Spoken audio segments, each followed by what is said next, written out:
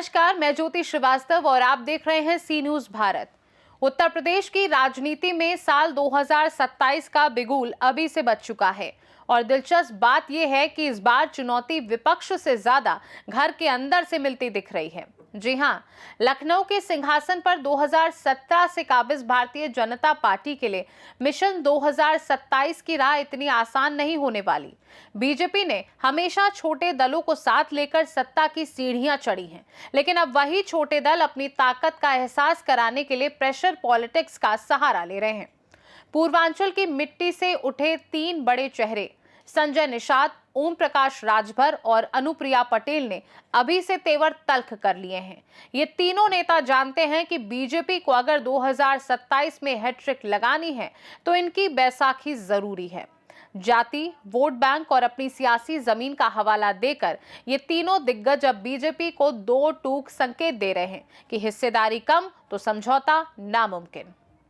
निर्बल इंडियन शोषित हमार आम दल यानी निषाद पार्टी के मुखिया डॉक्टर संजय निषाद ने 2027 के लिए अपनी बिसात बिछा दी है।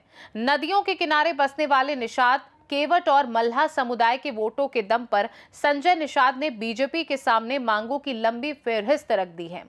फिलहाल विधानसभा में 6 सीटों वाली निषाद पार्टी ने नोएडा की जनसभा से सीधे 40 सीटों की डिमांड कर डाली है। संजय निषाद का पूरा फोकस निषाद आरक्षण पर है। वह उत्तर प्रदेश के कोने कोने का दौरा कर रहे हैं, चाहे वो पूर्वांचल का महाराजगंज, गोरखपुर और बलिया हो या फिर पश्चिमी यूपी का मेरठ। उनका दावा है कि यूपी में निषाद आबादी 9% है, जो सरकारी आंकड़ों के 2% से कहीं ज्यादा है। गोरखपुर, वाराणसी, प्रयागराज और जौनपुर जैसे जिलों में निषाद वोट हार जीत तय करते हैं। संजय निषाद की रणनीति साफ है कि आरक्षण के मुद्दे पर समाज को लामबंद करो और बीजेपी से इतनी सीटें मांगो कि गठबंधन में उनकी हैसियत जूनियर पार्टनर से बढ़कर किंग मेकर की हो जाए। वहीं दूसरी तरफ सुहेलदेव भारतीय समाज पार्टी के अध्यक्ष ओम प्रकाश राजभर अपनी बेबाक बयानबाजी और पलटी मार राजनीति के लिए मशहूर हैं।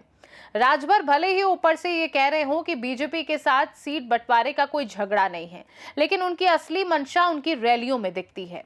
पूर्वांचल की लगभग 120 सीटों पर प्रभाव रखने वाला राजभर समुदाय गाजीपुर, मऊ, बलिया और आजमगढ़ जैसे जिलों में किसी भी किस्मत बनाने या बिगाड़ने की ताकत रखता है। 2022 में 6 सीटें जीतने वाले राजभर अब आजमगढ़ की सभी 10 सीटों पर अपना दावा ठोक रहे हैं।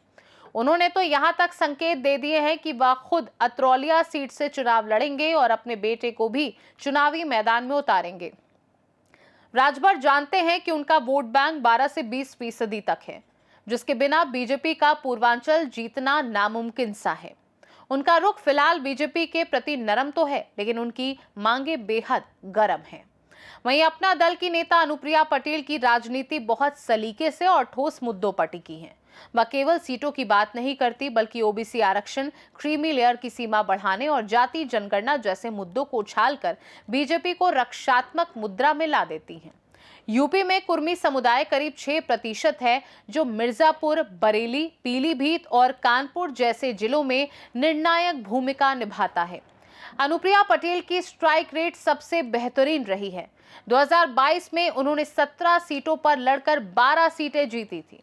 अब उनकी नजर दोगुनी सीटों पर है। देखा जाए तो साल 2027 का चुनाव यूपी की सियासत में नया अध्याय लिखने वाला है। एक तरफ बीजेपी का अपना ब्रांड है, तो दूसरी तरफ इन क्षेत्रीय क्षत्रपों की जातीय ताकत। निषाद, राजभर और कुर्मी वोट बैंक का ये त्रिकोण अगर बीजेपी के हाथ से फिसला तो 2027 की राह कठिन हो जाएगी।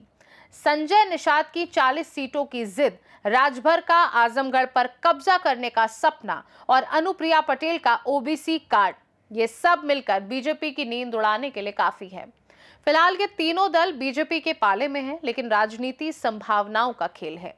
दबाव का ये सिलसिला जैसे जैसे चुनाव करीब आएगा और तेज होगा, और अब देखना यह है कि बीजेपी अपने इन महत्वाकांक्षी साथियों को कितनी सीटें देकर संतुष्ट कर पाती है और कैसे इस गठबंधन के कुनबे को बिखेरने से बचाती है।